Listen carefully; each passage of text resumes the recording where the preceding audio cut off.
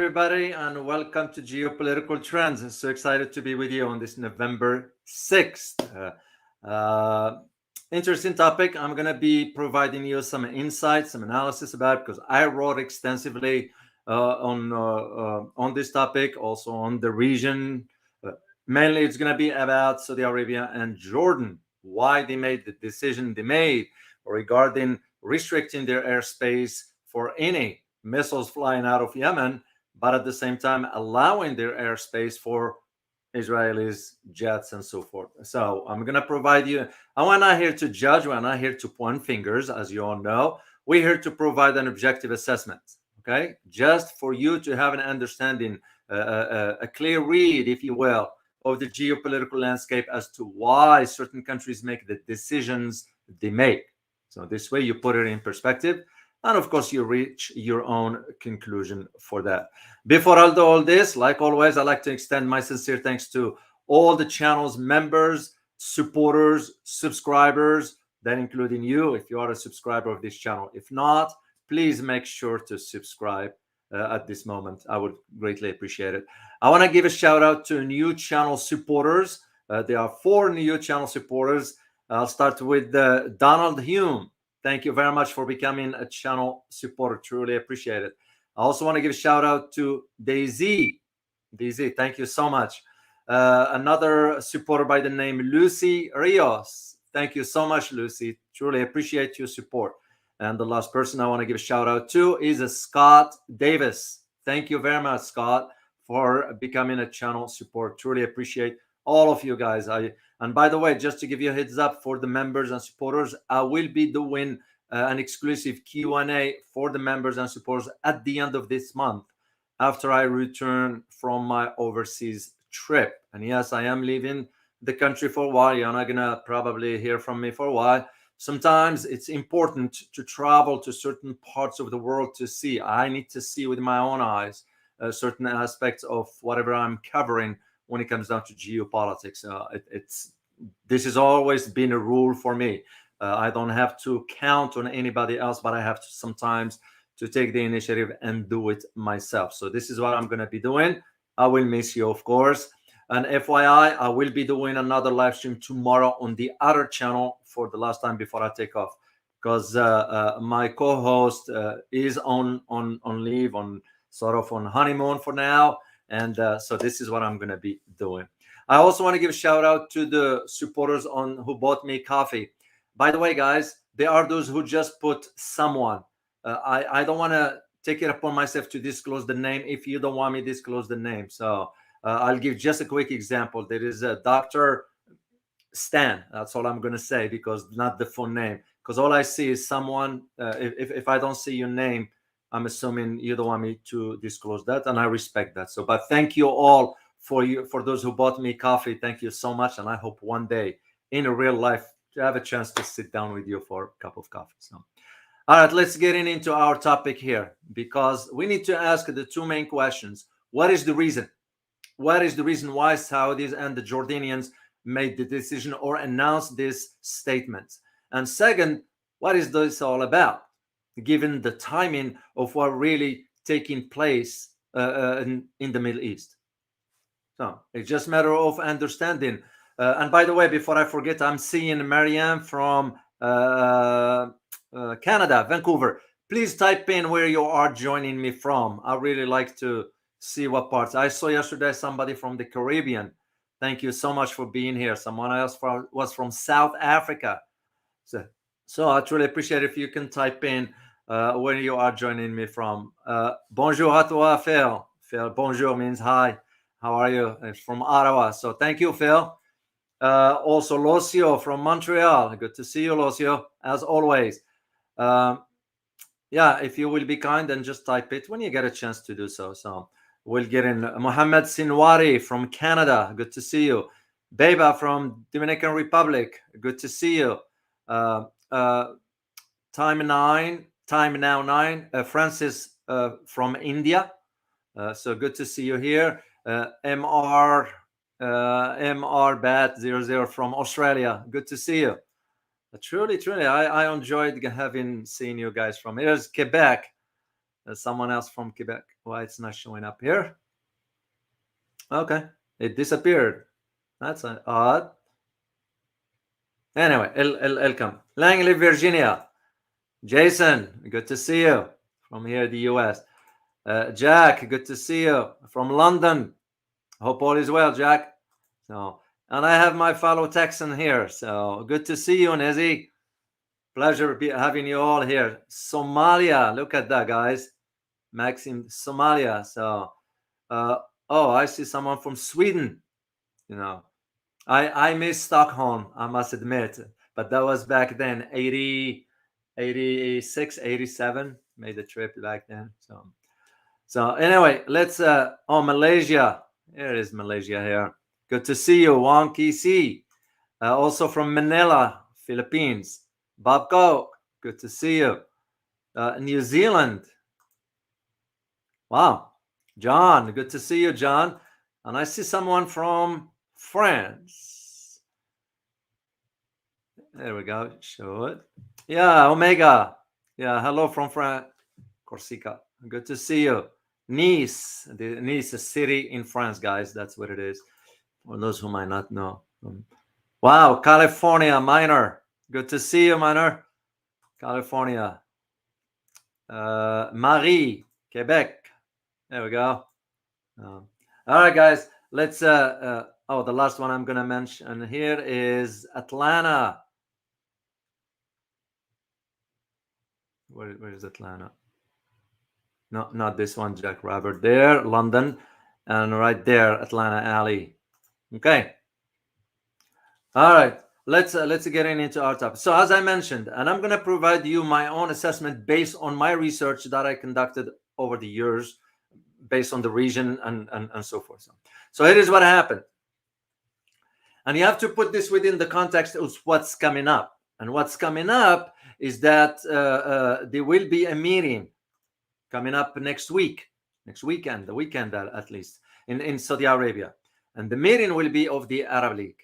They call it an extraordinary summit. You know, it's nothing but hypes. Don't fall into all that, and I'm going to tell you why. But here is at least the background. Saudi Arabia and Jordan, you know, both of them informed Yemen that they're going to restrict their airspace in fear of there will be some missiles flying out of Yemen. Because as you may know, and I did the video for you guys about the Houthis. Houthis are Iranian-backed with the weapons also. That means including the missiles. So what Jordan and Saudi Arabia said, no, we're not going to allow our airspace to be used for that. You know. However, the same two countries, Jordan and Saudi Arabia, gave the green light for the Israeli warplanes to use their airspace, including, and get this, guys, attacks on Yemen. It didn't say they will allow attacks on Israel, attacks on Yemen. So right there, as a geopolitical analyst, you're going to have to think in terms of, well, interesting. There is the major issue right here, Gaza, Palestine, and so forth. And yet the Saudis and Jordanians will allow attacks on Yemen. What's the link there? And the link then has to do with Iran. And I'll explain as I move forward. But as I said, like I always say, you put this within, nothing happens in a vacuum. This one comes ahead of the upcoming summit. And the upcoming summit is going to be on November 11th. I think it's going to be for 2 days. It's going to be hosted by Saudi Arabia. So Saudi Arabia is going to be chairing the current 32nd session of the Arab League. What does it all mean? It's nothing but a photo op. I'm here to tell you as one who's been following those meetings of the Arab Leagues from way back. They get there, they get in the meetings, in the summit, they talk, photo ops, we're going to do this, we're going to do that, and it's all talk, no more, no less. The question becomes is, why is it in Saudi Arabia but not another country? There are those who will say, well, Saudis can afford this and that. No. This one has to do with who wants to claim the leadership in the Arab world at this time of difficulties. This is what it's all about. Because why is that? Why that is? Because in the Middle East right now, you have the two major players, that is Saudi Arabia and Iran. Those are the key. You add Turkey to the mix, of course, but we're talking about when it comes down to the Arab Muslim world. You only have two, uh, uh, because there are a lot of people in the West confuse the Turks with Arabs. Well, Turks are not Arabs, and Arabs are not Turks. So, but it's same thing for Iran. Persians are not Arabs. You know, it, what where the commonality between the two is that the Arab and the Muslim world. This is why Saudi is taking step for this to host the summit. But again, it's nothing but a photo op. No more, no less. I'm here to tell you based on experience.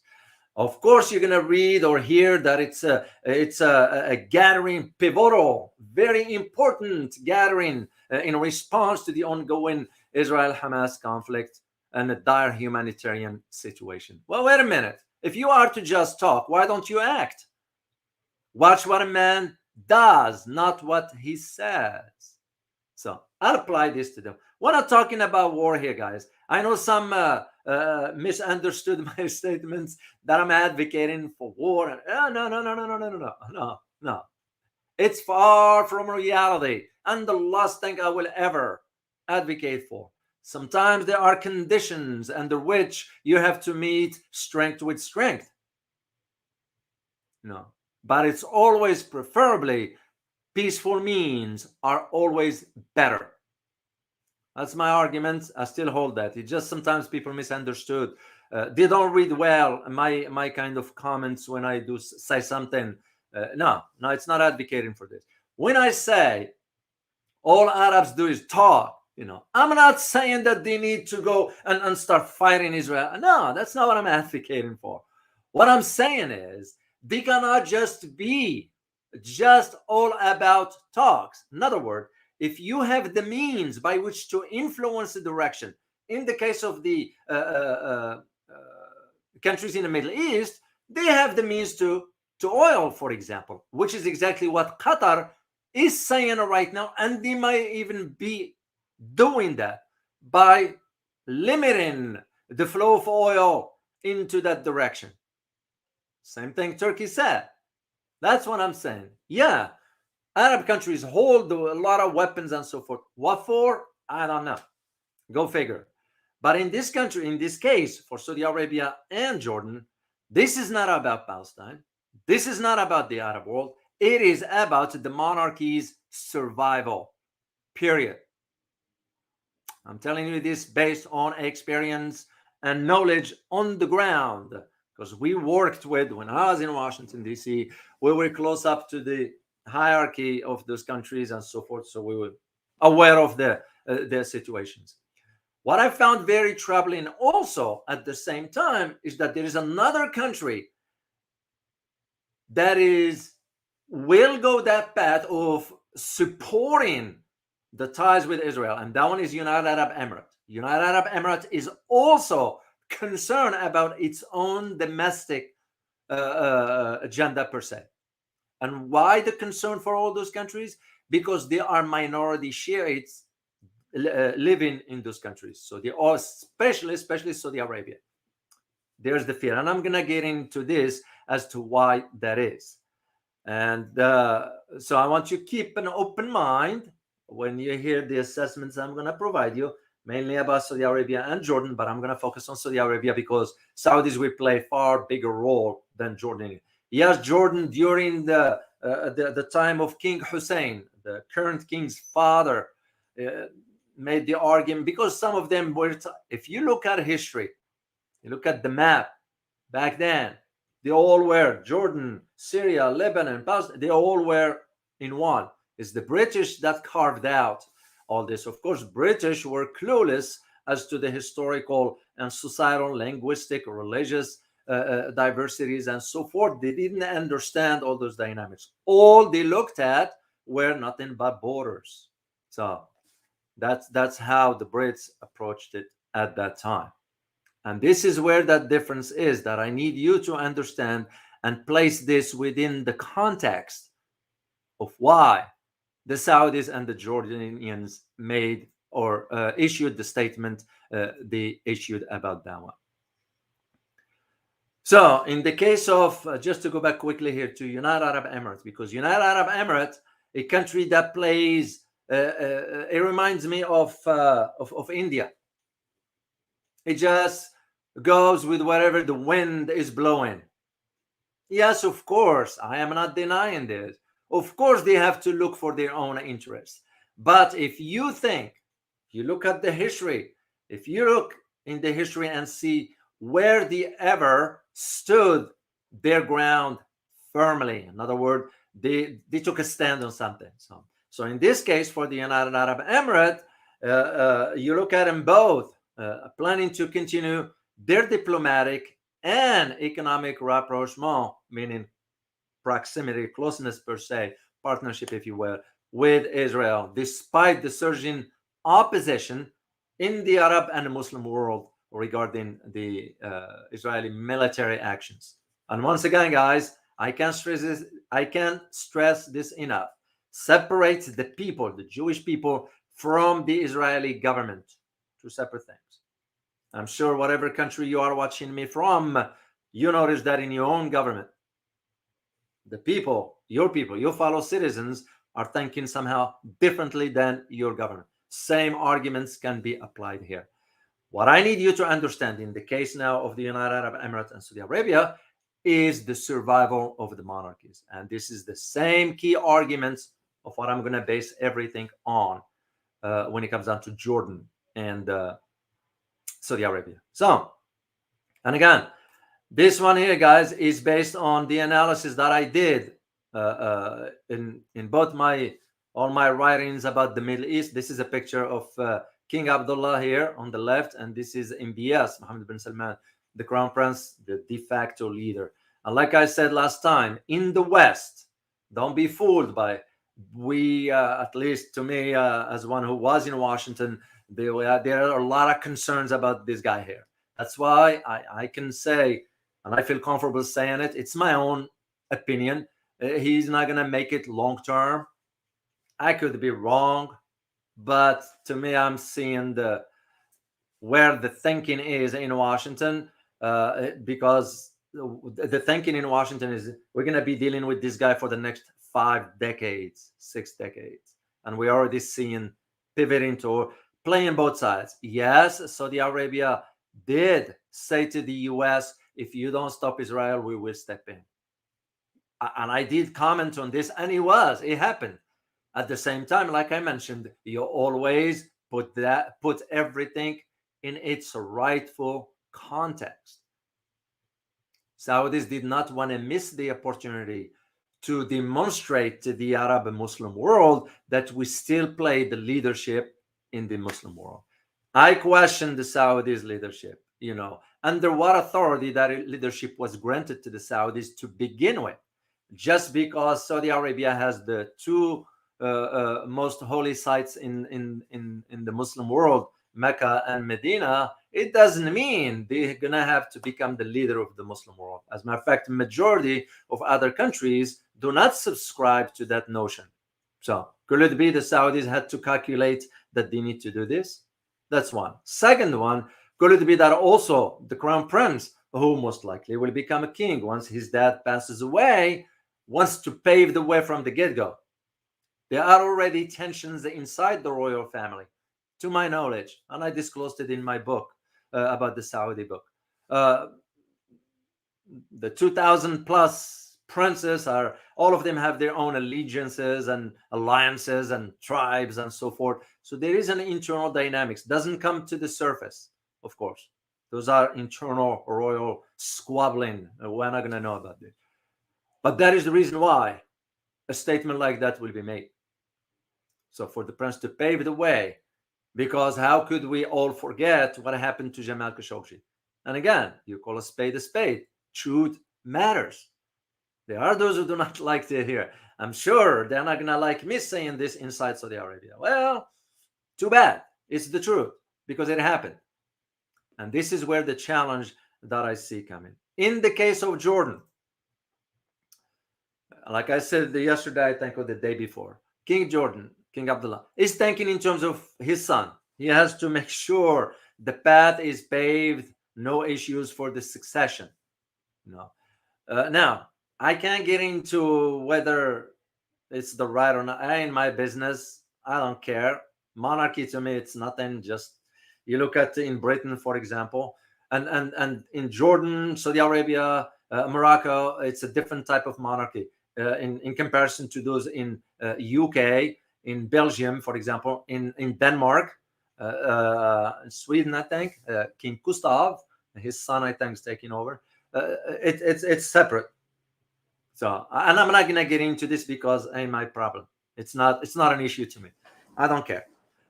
Where I see the problem is this: whether the people are in line with this thinking that you're gonna pass the succession to the next and so forth. It's their country; they can decide whatever they want. So this is where I see the concern of Jordan. Jordan wants to ensure, because Jordan is so small, and as I said, we used to deal with their special ops, to train them, because those are part of the monarchy stuff. So, and it was always about the security of the monarchy, understandably so. Same thing in Saudi Arabia. However, if you go back a few years ago, especially during just about literally, I think 4 years ago or so, that there was some popular anger inside Jordan. And why? It's because the government in Jordan raised taxes on a large number of commodities, And what was the reason for that? The reason for it was to generate tax revenues to help ease the deficit, that the public budget. There were some issues, the inequivalency. If you happen to be an Arab living in the Middle East, you know what I'm talking about. When you see the disparity between the people at the top and the average citizens. I mean, we see it right here. Our corrupted leaders in Washington, they all, no exception. And I don't shy away from saying it. Dysfunctional US Congress, corrupted to the core. Well, in the Arab world, it's the same. It's no different.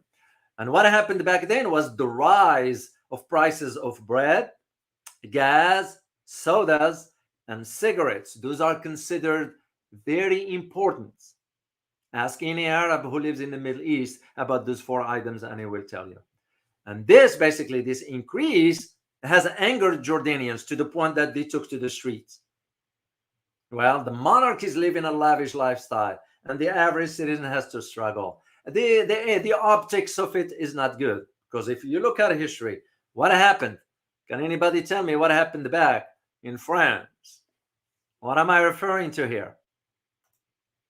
Let me see what you guys can type in here, because that was exact a reflection of what took place back then. We're seeing it today. So when angry people descend to the streets, you know what it means.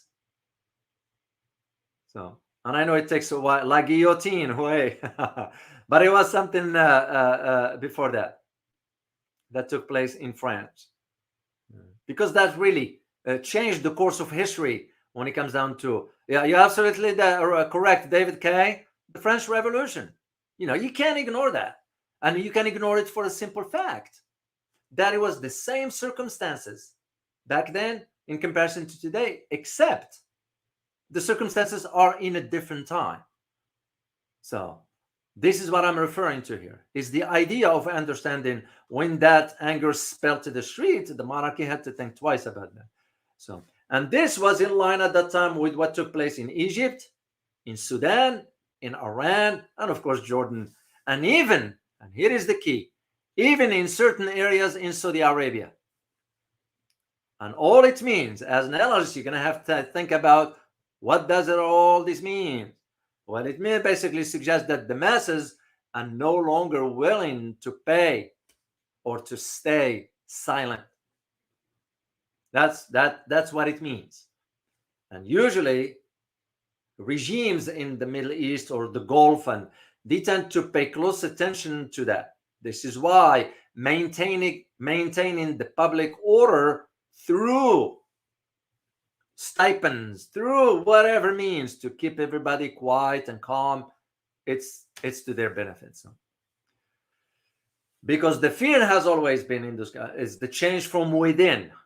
And you will see why when I get in more discussions here. So the Saudis started to see or started to consider that their options, because they had to consider their options, either maintain loyalty, because that's what their argument to the public.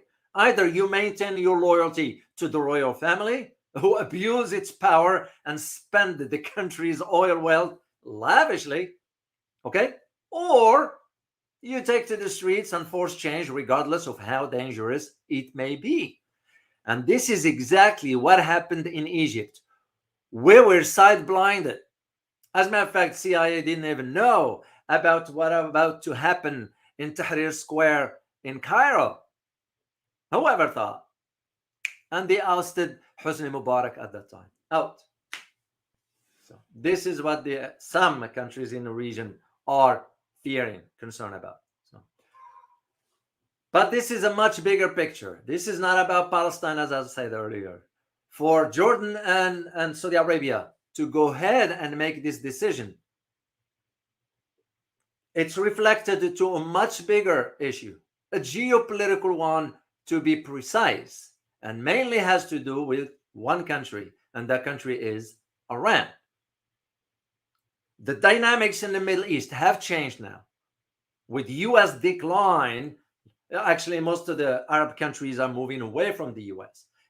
You have the Saudis because the Saudis' security depends on the United States. Because they know, if not, US will create a tension for the Saudis inside Saudi Arabia. We have the means to do that. This is why the Saudis will have to maintain, despite them shifting east towards China and so forth, they're still going to maintain some relationship with the US. They ain't going to go anywhere. But here is where the bigger picture, and I argued this before, what I'm sharing with you guys is the analysis that I've done over the years that it still holds true today, and it will for the foreseeable future as well. And what I argued back then, and I still argue today, now that the dynamics have changed regarding Iran's vision for the Middle East. So, because what you're going to get with this, you're going to get the expansion of the Shiite crescent that includes, you have Lebanon, you have Syria, Iraq, Yemen, Iran, of course, and Bahrain. And for you to understand this, I'm going to share the map with you for you to put this in perspective, because if you don't see the screen, Middle East, there we go.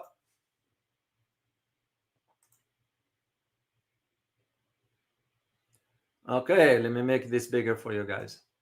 So there we go. Just for you to understand this dynamics. So just remember the countries I mentioned. This is for Iran's thinking strategically down the road. The expansion, like they called it the crescents, all the way to the Mediterranean area, includes Lebanon, Syria, Iraq, Yemen, Iran, and Bahrain. That's why it's important for you to understand. And it is very, the idea of the United States, where does the US fits into all this? Well, the United States, of course, we can think strategically because we never think strategically. We always think about the next quarter, next elections. This is why we messed up. Our foreign policy is so messed up. But even with something like this, at least when I was in Washington, you have the conversation, you have the proposals of, here is what you might consider putting into your head as far as strategy, is that what this expansion will mean for the developments, the applications, and the reception of American foreign policy in the coming years. And even you argue this, and it falls on deaf ears. There's something I'm sure you guys know called chain of command. And when you get the commander doesn't get it, what else would you do? But here's the thing. The US is already suffering, has been, and is still, is already suffering from a political deficit that includes decline of support from Arab allies in the region. You're not going to hear this much. You're not going to read much about it. It's for people who truly understand the dynamics of the Middle East and have a better read of the geopolitical landscape, will be able to conclusively state something like this. So I'm stating in it conclusively that the US declines support from its own allies in the region. So And what you add to this, despite what you hear, there are tensions behind closed doors between the US and Saudi Arabia. And this is why we were unable to influence the outcome of the Syrian conflict. All this displays the failure of our initiatives. And what you add to all this, you include the military capabilities of Iran for it to project this posture in the Middle East as far as flexing its military, economic, and political muscles. Iran, you have to include its ballistic missile developments. Okay? This is what you have to think about when you see the big picture of the Middle East. And this is why you see the support for the US has been eroding throughout majority of countries, except you take, for example, Bahrain, well, because we have our Fifth Fleet there. Saudi Arabia, because we have security treaty with them, that we will always protect them. But even with that, you're seeing some erosion into that support that we enjoyed back then. So my sense, when it comes down to Saudi Arabia and as to why it made the decision, is that the royal family, the Saudi family, is worried about its own survival, but also concerned about domestic stability. Because if there is any shift,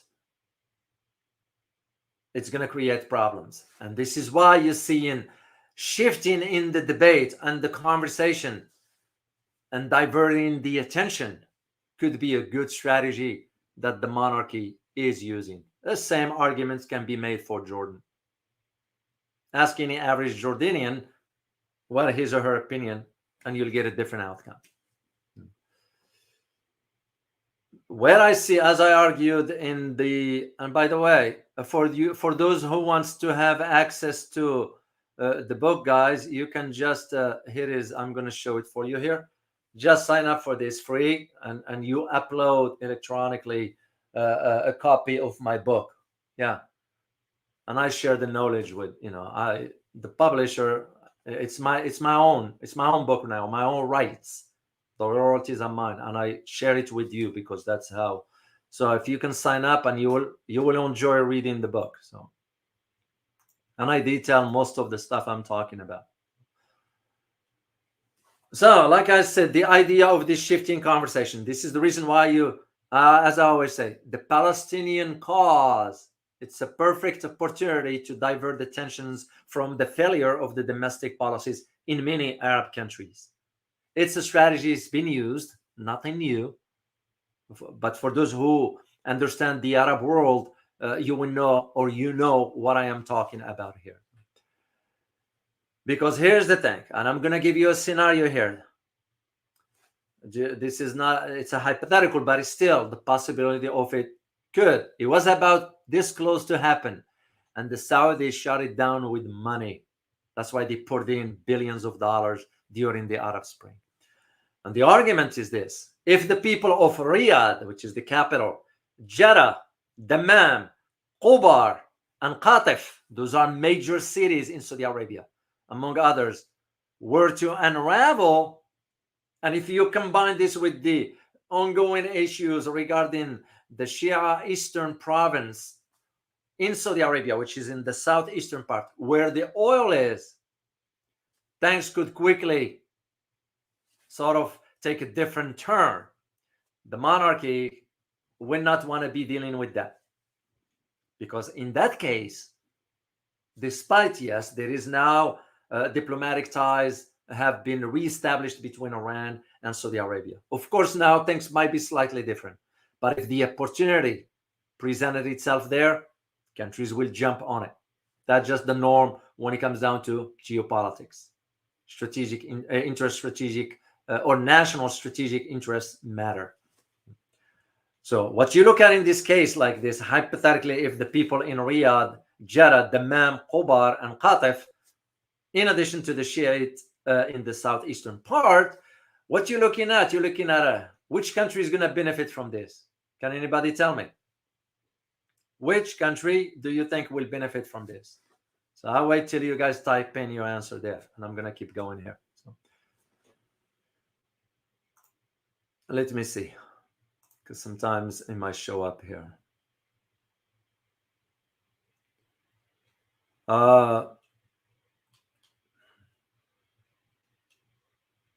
Yeah, it takes a while. It takes a while for. Oh yeah, you got it. You got it right. You got it right, man. Wildman, you got it right, sir.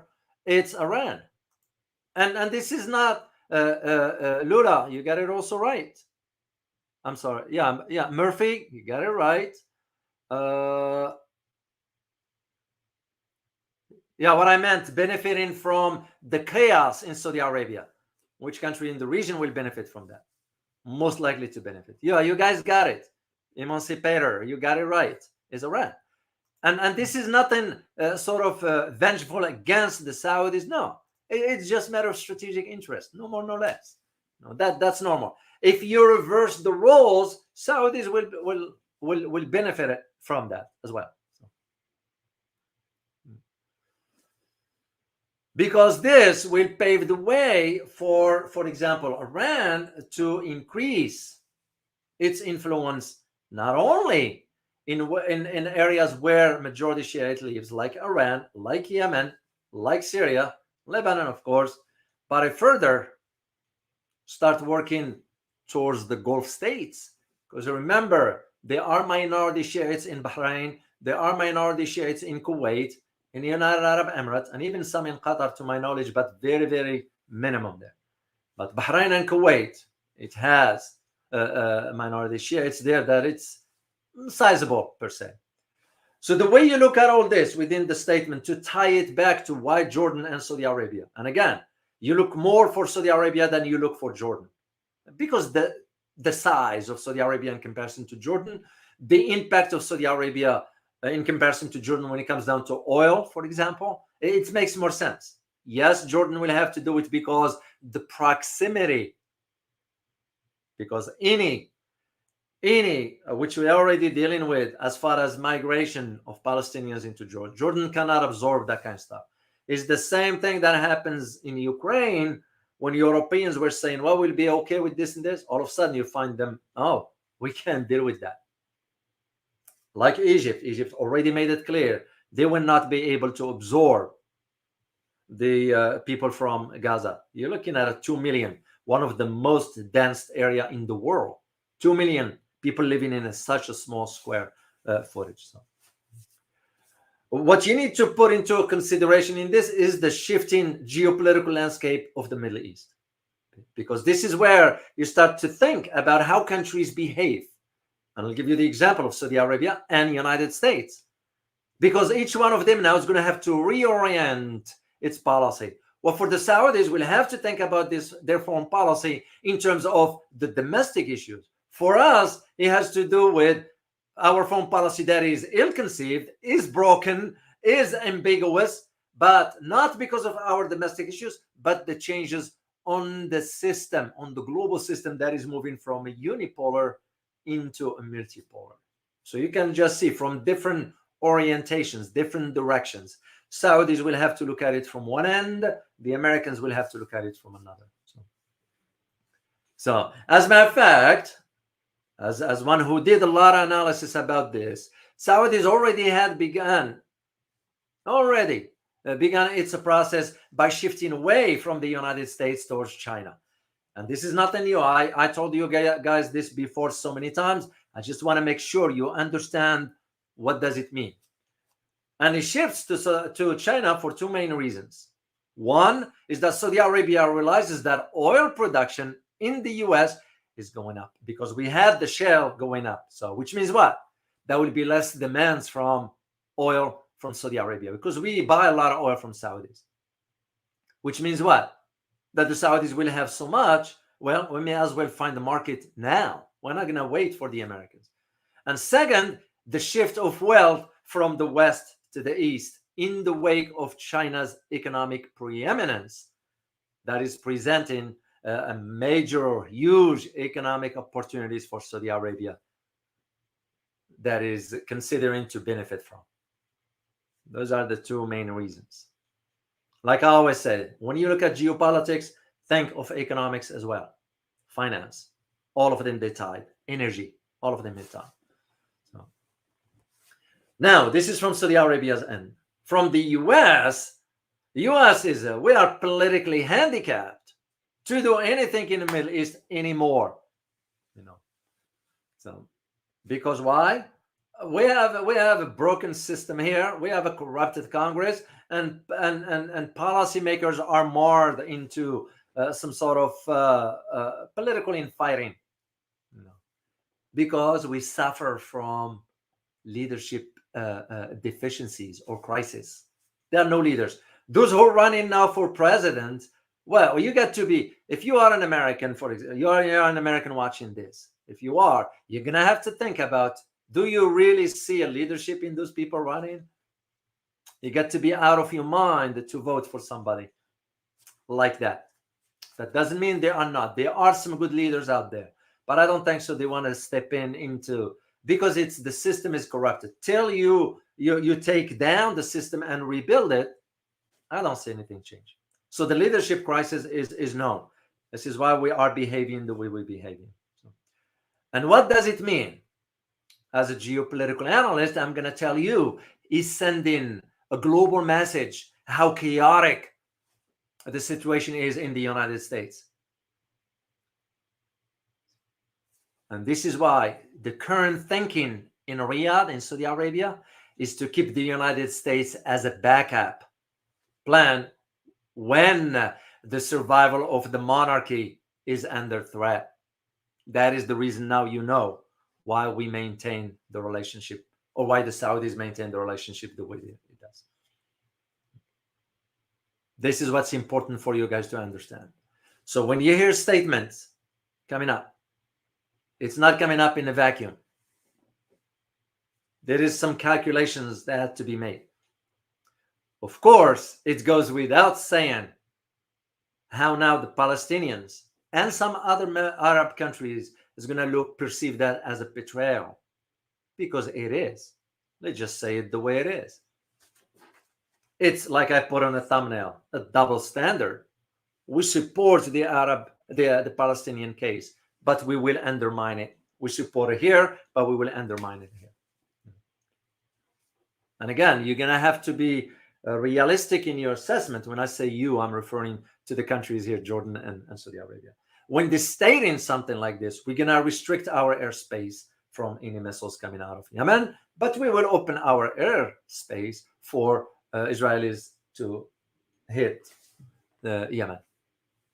Because the fear of the Saudis, and I bet you this, guys, knowing what I know, I bet you this decision wasn't made by Jordan. Saudis told the Jordanians, you come on board. The reason for that, because the Saudis provide money for Jordan. We do provide money for Jordan, like we give money to Egypt and Israel. So we do give some money to other countries. And why is that? It's because we want to maintain influence. Of course, we couldn't do that too much with Israel, because the lobby, the Jewish lobby, or the Israeli lobby, I'm sorry, not the Jewish lobby, Israeli lobby, the difference there. Israeli lobby in Washington is so powerful. Most politicians in Washington are so scared of the Israeli lobby because they can derail their political career, which tells you right there, for American politicians, is not about serving the American people. It's about their own ego and their own political career. They give a damn about American people. So that's why I say, if you are an American watching and time's going to come to vote, just think twice, because we don't have leaders. That is where I see the challenges for all this. And the big concern now in certain countries is the idea, when I say certain countries in the Arab world, that's why they looked at it like with the Saudis and the Jordanians as a sellout. Yeah, because that's what they, and Palestinians mainly have always felt that way. I'm going to say something that it's hard, but it has to be said. The Palestinian cause or case or crisis or issue, whatever you want to call it, has always been a useful tool for the leaders in the Arab world to maintain their authority and hold on power. Straightforward. They give a hoot about Palestinians, which is sad. Yeah. That's just the hard reality of it. I know some do not like to hear it, and I am not here to, you all know where I stand on certain issues. I don't waver from those. And there are those who get upset because I'm speaking truth. Well, and I won't apologize for it. Heck no. If you don't like it, that ain't my problem.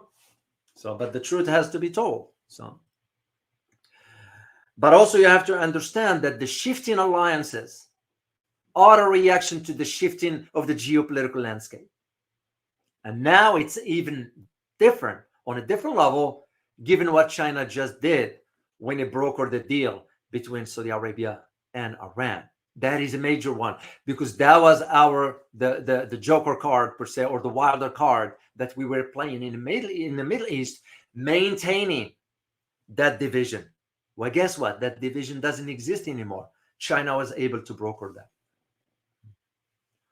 And this is why there are those who have been saying, I saw a comment from one of my followers in response to someone else. He said, well, China needs to get involved in it. No, China is not going to get involved.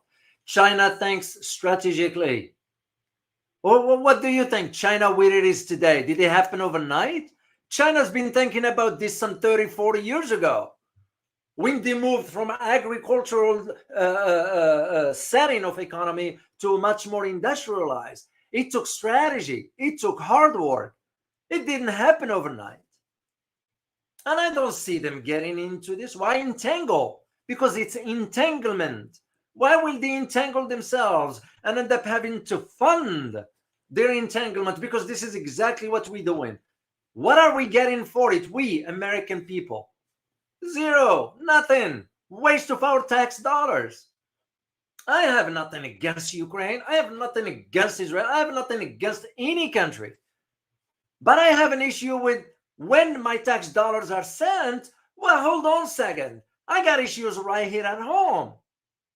Why not fix home first before I go and fix some 5, 6, 7,000 miles away?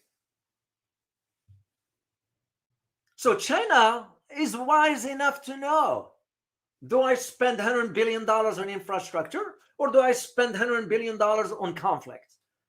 If I spend $100 billion on infrastructure, what am I getting for it? Versus if I spend $100 billion on conflict, what am I getting for it? And the evidence is as clear as daylight. You also look at some projects that China gets involved. Look at the conflict we got involved. Which one would you take? Doesn't take genius. It's clear. So that's why those who say what China needs. No, just because China has the military might. No, you use power wisely. This is where the problem is. When you hear some of our idiots in Washington calling for, you got to bomb this, you got to, that's stupidity. You have power, you have to use it wisely. Power is not about flexing your muscles. I know. Power is about understanding how to achieve peace during the most difficult situations. That's where power lies. But you got people that, drown into their own ego. They're not going to see far.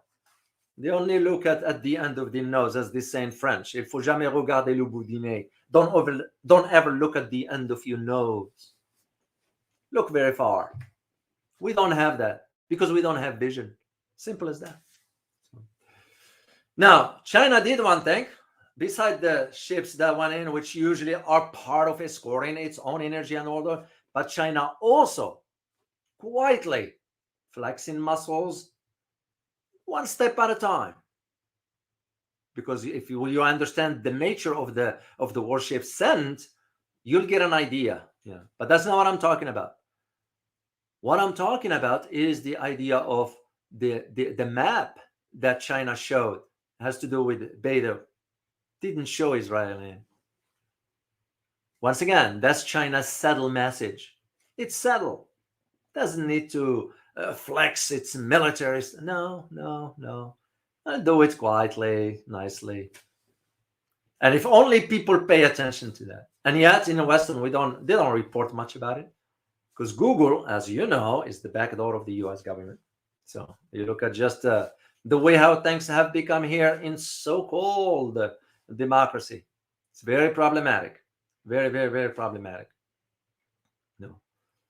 And this is again, just to go back to my topic about the betrayal that some Palestinians have felt. Of course, this is not the first time they've dealt with this before. The recent one was in, if I recall, was in 2020, when what's his name, former President Trump was there, about the peace plan, because he approved the transfer of the Israeli embassy from Tel Aviv to Jerusalem. Well, we all know the status of Jerusalem, how complicated that is. So for the US to do that, it tells you right there. And for the Arab world not to even say a word. Sad to say, and I'm going to say it, not all, of course, I shall not never generalize, because you never do that, but the weakness within the Arab systems is very clear.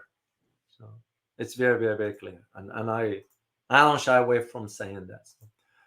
All right, let me, guys, do my conclusion for you, and I'm going to answer 2 or 3 questions here. And because I got to prepare, I'm getting closer to, I'll do one more live tomorrow for the other channel, and I'm out for a while. So one thing I want to leave you with, guys, just to, since I'm noticing a lot of you start to enjoy this kind of analysis. Yeah, there are always those who argue that I take too long. Well, you can cover this in 10 minutes.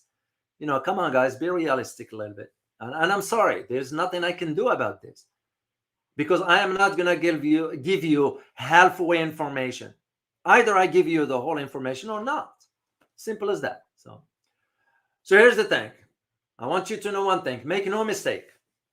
Okay? Make no mistake. Especially when it comes down to Saudi Arabia now. Because I bet that was Saudi Arabia that is pushing this, that pushed for this declaration, not Jordan. Saudi Arabia itself. Convincing Jordan. Because Saudi Arabia gives money to Jordan. The choices Saudis have to make sooner or later vis-a-vis competing foreign policy goals, those will prove to be significant challenges. For one reason, because Saudi Arabia had never had to face a dilemma before as its existence and survival for the last 70 years. It has always been taken care of, shall we say. Even though it's still till today, still covered under the United States security and military umbrella. This is what I'm saying. Just when you look at foreign policy for Saudi Arabia versus America on separate trajectories. And this is why, if I were to think how the Saudis might be thinking now, they're going to be thinking probably about the challenges that lie ahead. Just because they reach agreement and they restore ties, diplomatic ties with Iran, it does not mean in geopolitical landscape there is no such thing as, oh, we're friends. Yes, we are friends, but still I have to think about my own survival. This is what's going to be at the heart of it. On the other hand, on both countries, Jordan and Saudi Arabia, if you ask now any Arab in some other parts, they're not going to hear good things about it. This is why Saudis had to rush into hosting the Arab League to show the Arab streets we stand with the Palestinians and all that, which is nothing but hypes. Most likely what they're going to do, they're going to give money. Once this dust settles, they're going to start rebuilding again. And you go a few years from now, and the same cycle will be repeated. Till there is an end once for all. Two-state solution, nothing's going to ever be achieved. That's my opinion. All right, guys, let me, once again, guys, please, right now, hit that like button. I will really appreciate it. I don't understand if anybody can explain this to me as far as the likes and the algorithm. Why it's not reflecting on the videos? I don't know. So if you can, anybody of you can explain that to me, please. So I would appreciate if you can hit the like button and also subscribe. if you have not done so. And I can't thank you enough, guys, for your support. It means a lot. As I mentioned, I'm going to be out traveling. So I like to see things with my own eyes because it's important. It's important. It's important, and I intend to do that. And I will report if I get an opportunity, and given the conditions and so forth, security wise, I'll do a live for you. Otherwise, you will know why I'm out. So, all right, let's see if there are any questions, and I'm gonna go all the way back to the top, but most likely there will be no questions there at the top because we just started at that time. I'll scroll down. Just put Q so I know it's a question.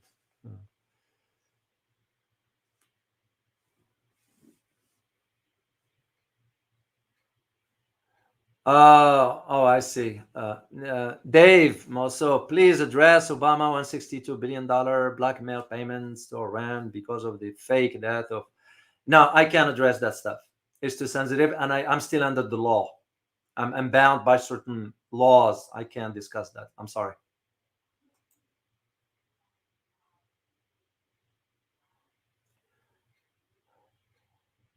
Oh yeah, here is that one from Boycott. Question: please comment on China's map. Yeah, they did have that, and they didn't care. It's because that's a sign, that's a message that China's sending in a subtle way. Once again, China's not flexing its military stuff. No. Doing it in a quiet way because that's how China is. They don't brag about things. I'll ask you guys a question.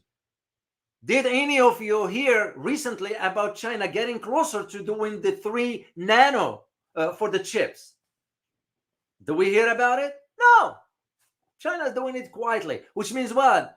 Now all the West is screwed when it comes down to microchips because China now can build its own. Even ASML, the Dutch company that is the only one that has the lithography machines, China now is able to build its own. Are they bragging about it? No. Same thing. So they are sending a message there, not just to the Arab world, but to the whole world for that matter. This is where we stand on this issue. This is how we see it. And this is how it's reflected also for us in our maps, in our conversation, in our political dialogue. That's what it means. Subtle way. Very, very subtle. Smart move, I would say. That's the way I interpret it. Because you take that and you compare it to Google, two different things. They even had the same issue for the Moroccan Sahara issue in the south. Still, some maps in your Google showing different. Even though there was an agreement, that was the whole reason why Morocco established ties with Israel in return for the recognition of that. But Google, which is the backdoor of the U.S. government, the U.S. government can always use that issue as a pressure point if they want to. So, all right, let me see a question here. By the way, one of you guys, I think, got confused about when I posted the stuff for you about the health channel.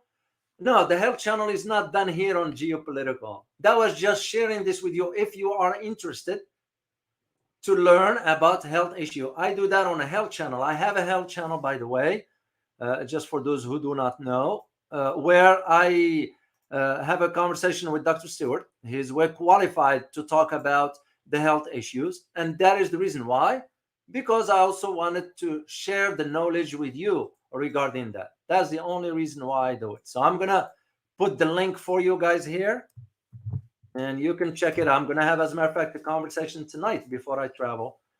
It's over there in a link for you. So if you want, if you're interested. Today I'm going to be talking about cholesterol, the lies the doctors are telling you that cholesterol is bad.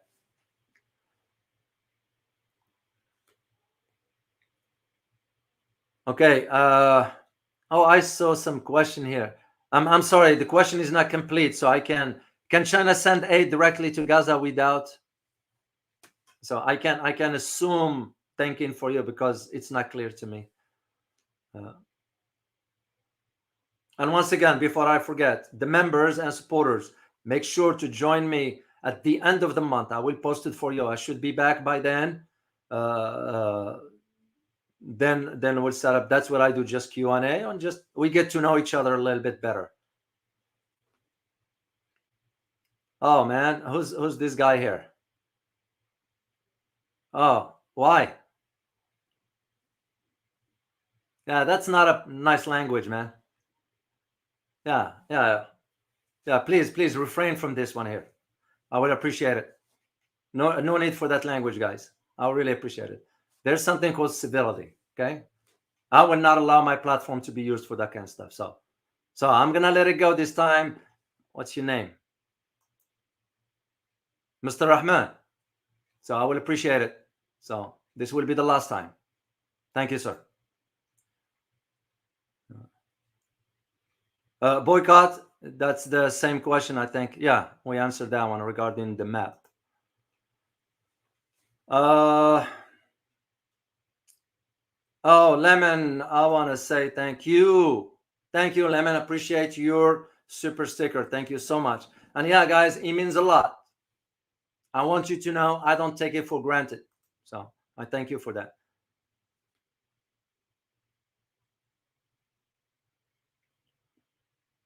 Okay.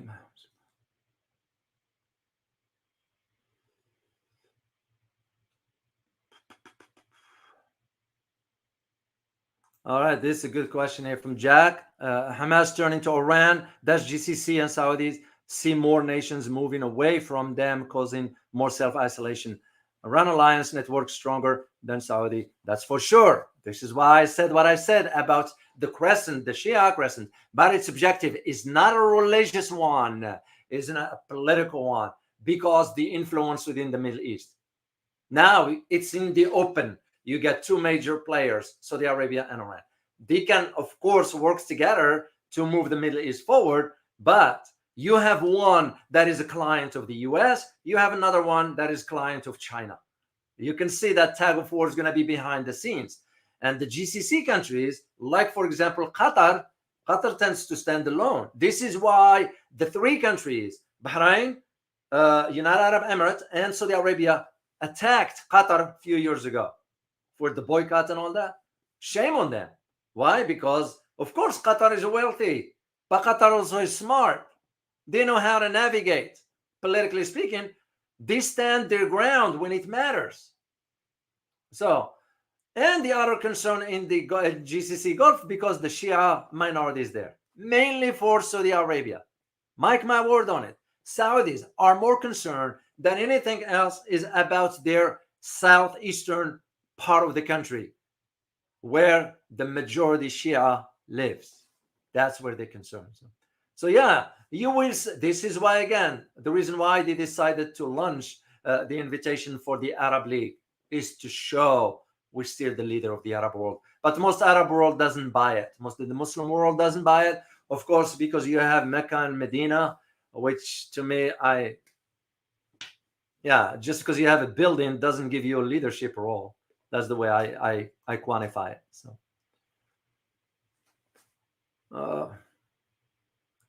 okay, Solo Wing. Why would the Saudis need U.S. protection if they are moving away from the dollar? They are more than meets the eye. Moving from the dollar on one aspect, mainly, for example, oil transactions. But still, when the Saudis buy weapon, what do they pay with? The U.S. dollar. And those are in billions of dollars. So it's that's normal. I can use your currency or not use currency, because also what you have to understand, when I see you, I mean all of you guys, so I don't mean you, but all of you. What you guys have to understand is that the Saudis have a lot of gold here in the US. I saw it with my own eyes. And they don't want to take risks for being blocked. So far, it's still here, to my knowledge. Unlike Germans, unlike Venezuela in the UK still holding Venezuela, and gold that belongs to India is also in the UK. So if UK will do the right thing and return that to its rightful owners, so that is the reason why the Saudis, and like I said last time, for the Saudis to shift The weapons, it takes years, and they're not going to do it. I don't see them doing that. No. That's the reason why. Okay, guys, I am going to sign off here because I got a lot to do, because I have to prepare for the trip. Try to join me tomorrow, and I'll post it for you guys also if you want. For tonight, I will be having a conversation with Dr. Stewart about cholesterol. Trust me, you wanna hear, because the truth is not coming out from the doctors, the medical doctors, because they won't want you to know. This is why if you hear a lot of doctors prescribe statin, the worst thing, don't ever take it. So I hope you guys find this informative, and please hit that like button and subscribe if you have not done so already. And thank you all for your support. As always, remember, geopolitics impact your daily life in more ways than one. Till next time, guys. Bye-bye.